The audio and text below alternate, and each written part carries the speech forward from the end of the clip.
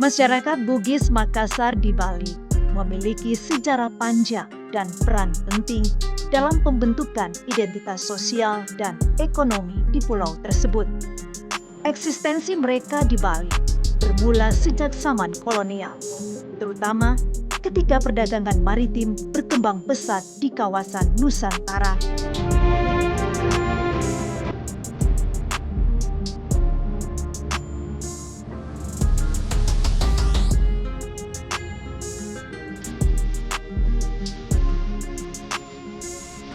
Tinggal di tanah rantau, masyarakat Bugis Makassar tetap menjaga identitas mereka di tanah Bali. Meski begitu, diperlukan keseimbangan antara pelestarian tradisi asal dan adaptasi dengan lingkungan baru. Seperti apa peran masyarakat Bugis Makassar dalam menjaga adat tradisi mereka? Dan bagaimana warga Bali memandang kontribusi dari keberadaan masyarakat Bugis Makassar? Serta seperti apa interaksi maupun dinamika sosial di antara dua komunitas ini?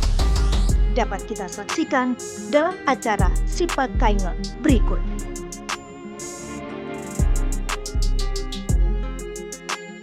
Saudara, masyarakat Bali dan masyarakat suku Bugis Makassar merupakan dua entitas yang sampai hari ini hidup secara berdampingan. Meskipun dilatar belakangi perbedaan keyakinan, budaya, dan adat istiadat. Kemampuan masyarakat Bugis Makassar dalam beradaptasi atau menyesuaikan diri dengan tradisi daerah asalnya merupakan bukti bahwa masyarakat Bugis Makassar sangat menjunjung tinggi tradisi para leluhurnya. Nah, bagaimanakah proses migrasi atau diaspora masyarakat Bugis Makassar di tanah Bali ini? Kita akan berbincang bersama Bapak Umar Fatah, sepuh warga adat Kampung Bugis Suwung. Assalamualaikum Pak Umar. Waalaikumsalam warahmatullahi wabarakatuh. Ya, kabarnya Pak? Alhamdulillah, baik, diberi sehat. Iya, Pak, kami ingin mengetahui, mungkin Bapak bisa bercerita sedikit bagaimana proses migrasi warga Bugis Makassar ke tanah Bali ini, Pak. Baik, terima kasih. Mungkin kalau kami yang sudah masuk ke generasi ke-7 di Bali ini, mungkin dapat sedikit memberikan informasi dari apa yang sudah disampaikan oleh puang-puang kami, datuk-datuk kami dahulu, bahwa sekitar abad ke-17 itu Bugis itu sudah mulai masuk ke tanah Bali. Itu dapat dilihat dari prasasti yang ada, bukti-bukti sejarah yang ada, dan tentunya cerita yang kami dapatkan itu diinformasikan langsung oleh orang-orang tua kami, di mana pada saat itu kita sudah masuk ke perairan Bali itu sebetulnya hanya untuk singgah sebetulnya, berkenaan dengan proses lanjut daripada perjalanan melalui laut itu tadi. Nah, dikisahkan juga, diceritakan sekitar 40-an pinisi yang berangkat itu, dan memang kuasa Allah mungkin sampai di Selat Bali ini kehabisan air minuman, air putih, air tawar, sehingga mereka merapatlah di pesisir, kemudian turun ke tanah Bali ini untuk hanya mencari air untuk melengkapi lanjutan dari perjalanannya nanti. Nah, awal kisah ini bermula dari turun ini, kemudian akan mencari air. Pada zaman itu tentunya ada penjagaan yang dilakukan oleh kerajaan Denpasar tentunya, adapun Badung pada saat itu orang-orang tua kami tetap melakukan izin, meminta izin untuk mencari air, memintalah istilahnya. Nah, pada saat mencari air inilah mulai dilihat ada istilahnya sabung ayam, adu ayam, yang memang bagian dari tradisi dan kegemaran masyarakat Bugis. Bali pada saat itu juga kan. Bali, di Bali ya. juga Ya, itu. Oh gitu juga ya. Nah, ketertarikan inilah yang memicu untuk akhirnya ikut menonton. Di saat menonton itulah saking rame, kemudian di situ adat masih tinggi. Saudara kami itu ada yang melihat pertandingannya, kebetulan ayamnya itu ayam warna merah. Nah, proses pertandingan berlangsung, disinilah menimbulkan miskomunikasi, karena pada saat ayam merah ini kena, itu kan spontan. Yang menonton dari warga Bugis itu berteriak dengan bahasa macelak kena gitu kan. Sementara ini agak sedikit vulgar tapi harus kita ungkap karena ini sejarah kan. Di Bali macelak itu adalah jenis kelamin laki-laki. Pada zaman itu kan benar-benar agak vulgar menyebutkan itu kan karena etika. Nah dari pihak kami yang saudara Hindu yang ada sudah kaget, kok ngomongnya gitu kan. Akhirnya dianggap itu angin lalu, mungkin tidak apa-apa. Sampai terjadi lagi, kenalah itu pas beradu kena tembolok. Nah bahasa Bugis tembolok ini kan telik kan. Telik ini di Bali ini jenis kelamin wanita gitu loh. Inilah yang memicu terjadinya konflik akhirnya. Karena bahasa yang berbeda, adat berbeda, disitulah dianggap ini tamu ini kurang ajar ini gitu. Akhirnya terjadilah kesalahpahaman. Kesalahpahaman ini memicu terjadinya bentrok fisik lah. Mungkin berantem lah katakanlah seperti itu. Itu pun dikisahkan lama terjadinya. Karena melawan pasukan pesisir penjaga dengan kita yang akan minta izin, minta air aja gitu. Terjadi sampai akhirnya itu sempat diinformasikan, sempat istirahat itu. Minta izin mau sholat. Stop dulu berantemnya gitu. Nah sampai kesempatan inilah dipakai untuk melaporkan ke pusatnya, ke kerajaan, bahwa dianggap ada yang menyerang gitu. Singkat cerita dari Puri sendiri atau kerajaan datang, istilahnya menemui, datang ke lokasi. Disitulah akan berlanjutnya tempur itu dari masyarakat Hindunya kok pada menunduk. Beliaunya datang utusan ini pada diam. Nah orang-orang kami pun akhirnya ikut diam. Berpikirnya kok pada ini ada apa gitu kan. Sampai akhirnya utusan ini menyatakan ada apa ini kok kamu menyerang gitu. Nah yang dari pihak kami yang Bugis ini menyatakan loh kita tidak ada maksud menyerang, kita diserang duluan ini gitu. Karena pada saat itu kan bahasa yang bisa memahami kan kalangannya pasti agak lebih tinggi gitu kan.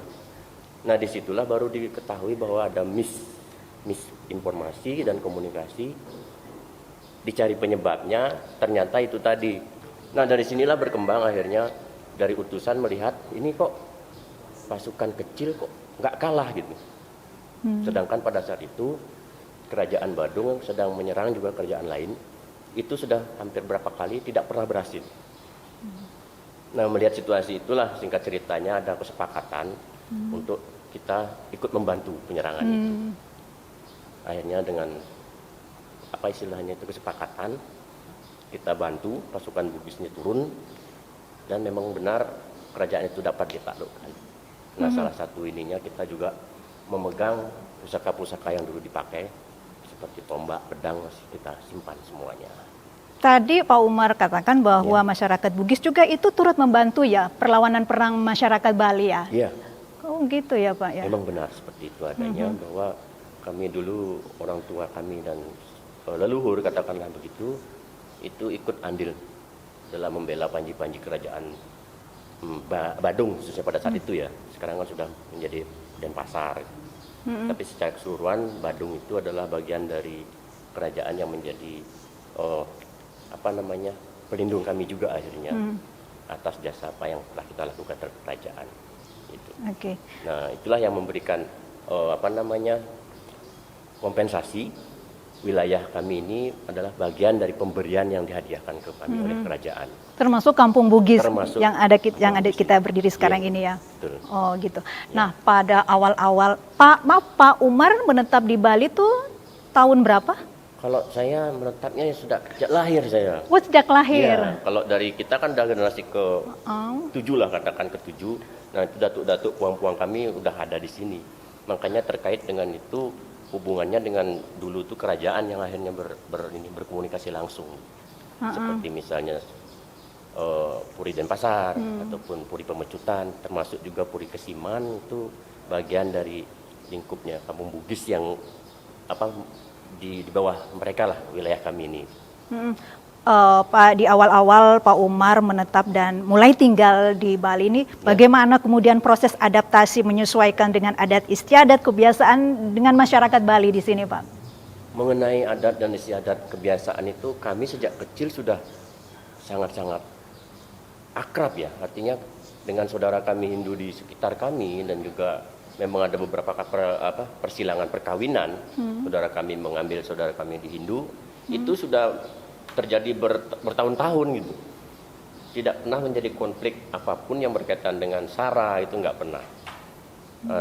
Kalau dengan yang saudara kami Hindu itu sudah terbiasa dengan dulu, artinya puasa mereka ikut mukul beduk di sini misalnya seperti itu. Kita pun kadang mereka ada gamelan itu kita main ke sana.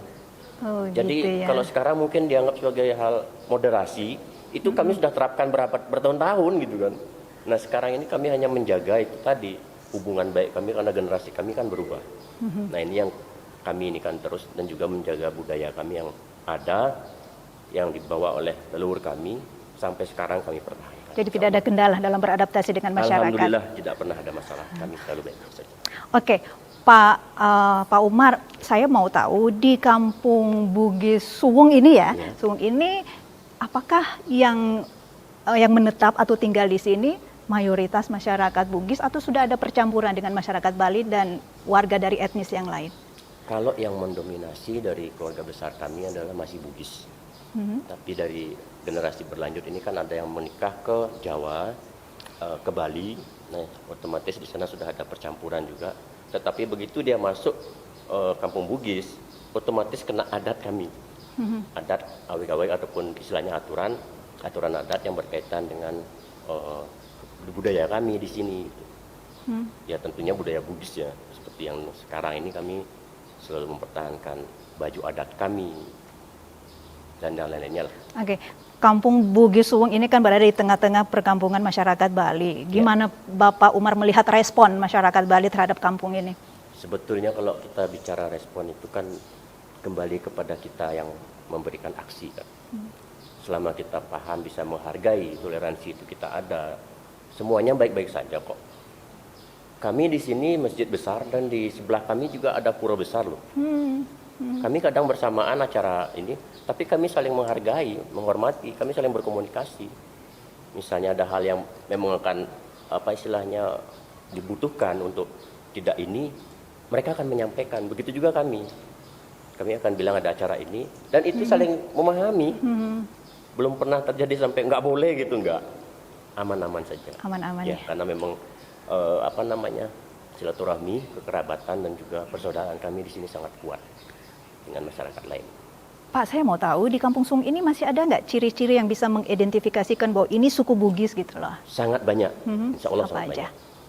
Mungkin beberapa nanti bisa dilihat dari apa yang kita punya, dokumen yang kita punya, prasasti yang ada, dan kemudian pusaka-pusaka yang ada.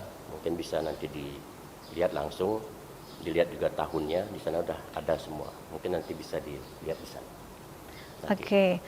Pak, mungkin saya juga mau tahu gimana sih upaya-upaya yang dilakukan oleh masyarakat Bugis, bagaimana bisa mempertahankan Kampung Bugis ini di tengah-tengah modernisasi dan apa saja upaya-upaya yang dilakukan untuk mempertahankan tradisi lokal kita. Yang pertama kita biasanya tetap bersandarkan pada agama dulu, iman dulu kita kuatkan. Setelah itu baru kita kuatkan ke budaya Bugis kita ini, bahwa kita memegang juga adat syirik itu masih, jangan sampai itu terjadi, sehingga kita selalu berkoordinasi, terutama dengan pemudanya, dengan orang tua dan sesepuh kita, selalu kita berkoordinasi.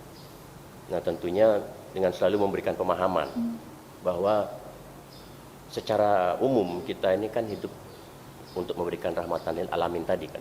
Kita ini adalah rahmat, bukan mencari masalah.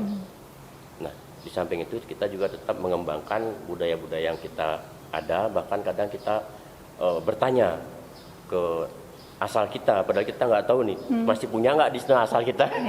Tapi kita ada hubungan kekerabatan yang sangat dekat dengan yang di Bone sana, sehingga informasi itu tetap terjadi. Ya, baik, terima kasih banyak Pak Umar untuk informasinya, begitu bermanfaat buat kami. Tentunya kami lebih paham bagaimana proses migrasi masyarakat Bugis Makassar di Tanah Bali ini. Baik, Saudara, setelah ini saya juga akan mengajak Anda untuk menemui seorang tokoh Puri Denpasar. Kita akan mengetahui bagaimana proses pembauran antara masyarakat Bugis Makassar dengan juga masyarakat Bali sehingga sampai sekarang bisa hidup dalam keharmonisan.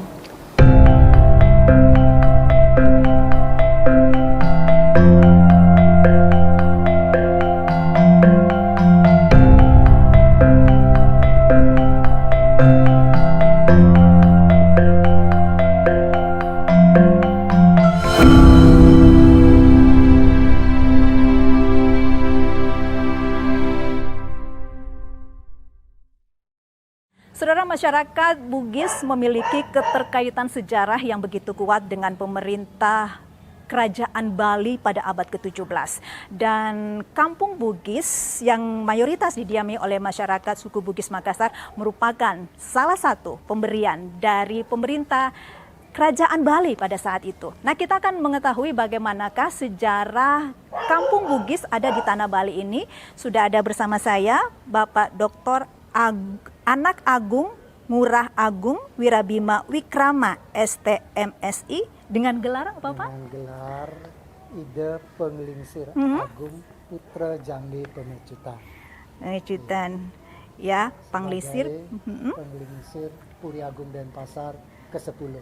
Iya, Om Swastiastu. Om Swastiastu. Pak Ida Panglingsir. Assalamualaikum warahmatullahi wabarakatuh. Waalaikumsalam. Ya, Pak Agung, Pak Ida Panglingsir, kami ingin mengetahui, mungkin Bapak bisa bercerita sedikit bagaimana awal muasal Kampung Bugis ini ada di Tanah Bali. Ya. Baik, terima kasih. Tadi sudah disebutkan berawal di abad ke-17. Baru membentuk sebuah kampung.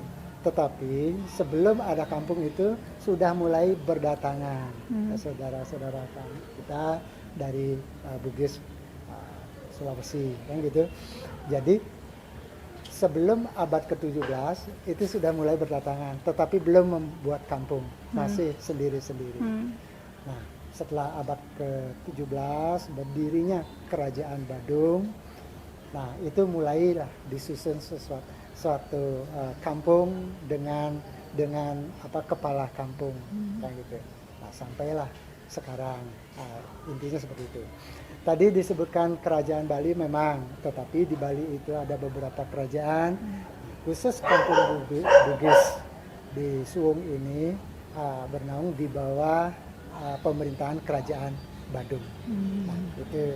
Nah, bisa Bapak lebih jelasnya lagi, mengapa sampai Kampung Bugis ini ada di Tanah Bali? Iya, begini. Ada cerita menarik, pasti dimulai dari perdagangan. Nah, gitu ya, perdagangan. Nah, Kampung Bugis yang ada di Suwung sama dengan di beberapa kerajaan, pasti ada beberapa Kampung Bugis yang dinaungi oleh kerajaan-kerajaan di Bali. Di Kelungkung ada. Ya. Nah, khusus untuk di Kerajaan Badung sekarang.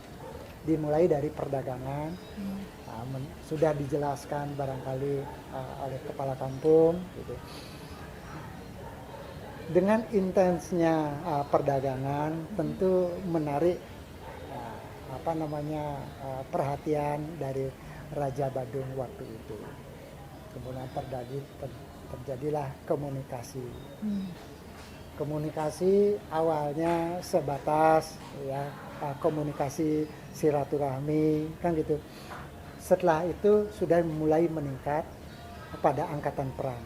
Nah, karena setelah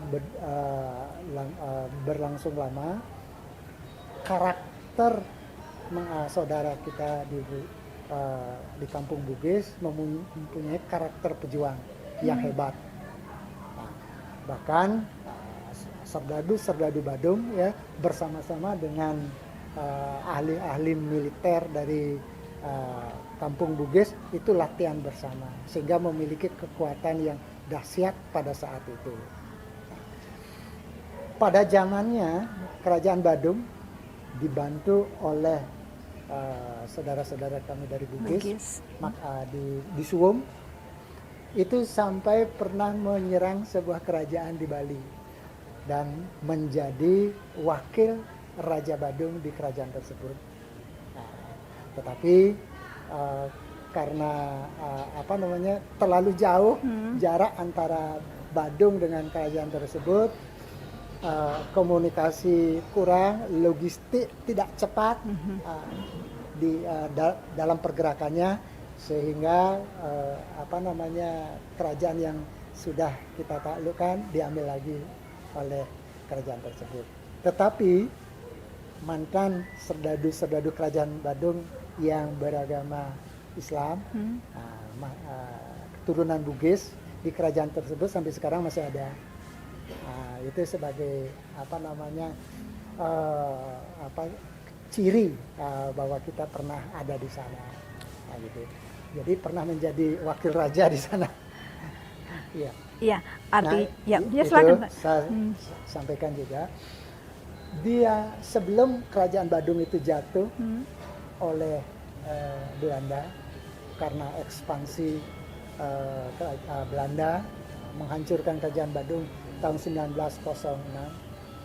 Di tahun 1800-an kita juga pernah menyerang sebuah kerajaan di Bali, di bagian utara dari kerajaan Badung, tetangga kita. Gitu. Nah, dibantu juga oleh kerajaan dari saudara-saudara kita dari Bugis Makassar. Nah, kebanyakan selain di perdagangan, di angkatan perang, komunikasi dan penggunaan masyarakat Bugis itu di kerajaan Badung masuk dalam angkatan perang, bahkan khusus gitu ya.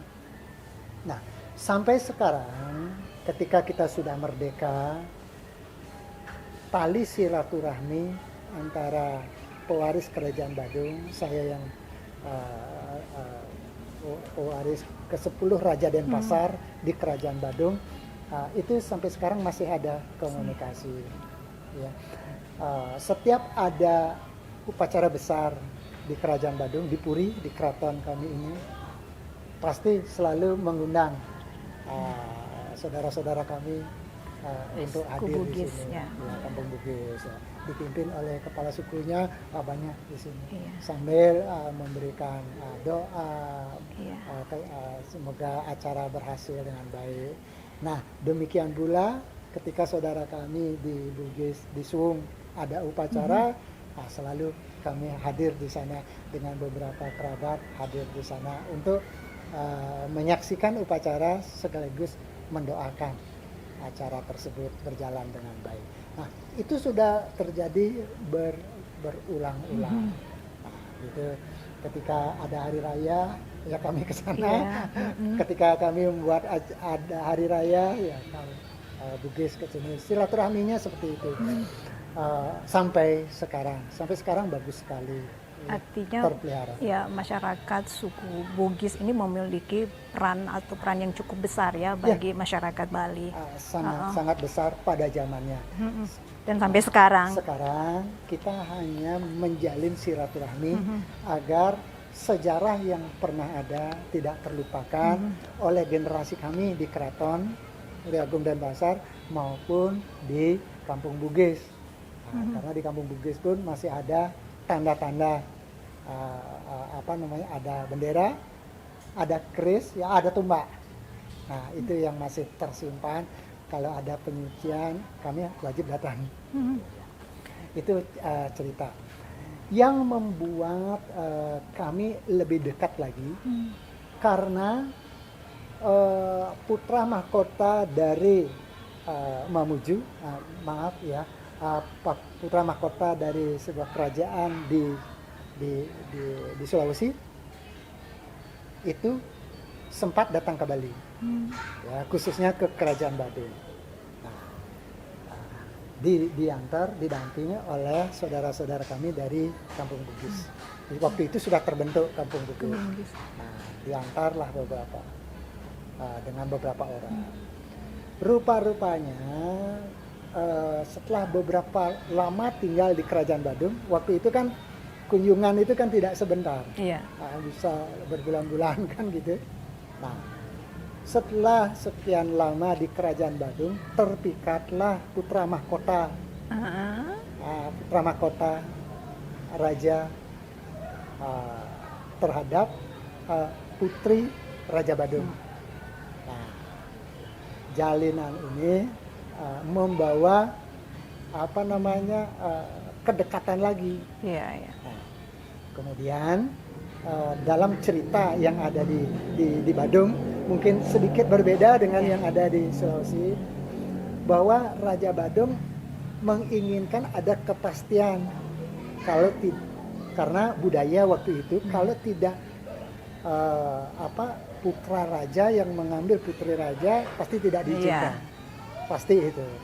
Nah, untuk menjamin bahwa putri raja ini memang betul dinikahkan dengan putra mahkota raja, maka sebelum berangkat itu dinikahkan dulu di Bali, disaksikan oleh saudara kami di Bugis. Nah, jadi pernikahannya itu ada di Kampung Bugis, disaksikan oleh pembesar-pembesar kerajaan Badung. Nah, setelah dinikahkan di Kampung Bugis, barulah kembali ke Sulawesi. Pak Ida Panglisir, ini mungkin terakhir. Nah, sekarang bagaimana kemudian masyarakat Bugis dan Bali ini bisa bekerja sama dalam berbagai hal, terutama dalam kegiatan keagamaan, tanpa melupakan atau menghilangkan identitas dan ciri masing-masing daerah? Iya, begini. Kami sudah sampaikan bahwa setiap ada upacara di Puri pasti harus ada, wajib, karena kami sudah punya saudara kan itu, karena ada perkawinan, pasti ada dari Kampung Bugis datang. Begitu juga sebaliknya. Itu budaya yang kami bangun turun temurun. Nah, itu. Jadi ke depan juga harus tetap lestari seperti itu. Nah, kami juga menginginkan Kampung Bugis ini ada mengembalikan cirinya, gitu, jangan dilupakan gitu. Sudah beberapa tahun yang lalu sudah mulai ketika ada upacara di Kampung Bugis, wajib menggunakan busana adat Bugis. Dan saya ke Kampung Bugis menggunakan pakaian Bali seperti Bali. Begitu juga ketika ada upacara di sini di keraton, nah saudara kami di Kampung Bugis, saya wajibkan menggunakan pakaian adat Bugis untuk menunjukkan ciri bahwa di Puri ini memiliki saudara dari Bugis. Nah, itu. Nah, kalau sama pakaiannya kan memang bagus berbaur, tapi tidak kelihatan saya punya saudara di kampung. Selain itu juga meneguhkan rasa saya walaupun Bugis, suku Bugis bagian dari Puri Denpasar. Nah, seperti itu. Jadi saya juga bagian dari saudara kami yang ada di Kampung Bugis. Itulah yang kami jalin ke depannya, ada rasa ikatan silaturahmi yang berkelanjutan, dibangun dimulai dari ekonomi, kemudian ada perkawinan. Perkawinan inilah yang mendekatkan kami. Oke, baik, terima kasih Pak Ida Panglisir untuk informasinya kepada seluruh masyarakat Sulawesi Selatan ini mendapat tambahan ilmu tentang bagaimana keberadaan Kampung Bugis yang ada di Bali ini. Nah, saudara pemirsa, demikianlah wawancara singkat saya dengan Bapak Dr. Anak Agung Ngurah Agung Wirabima Wikrama STMSI dengan gelar Pak Ida Penglingsir Agung Putra Jambi Pemecitan sebagai penglingsir Puri Agung Denpasar ke-10. Sehat selalu Pak Ida Panglisir ya. Baik pemirsa, demikianlah wawancara saya dengan Pak Ida Panglisir dan kita akan berjumpa kembali di lain waktu dan di lain kesempatan.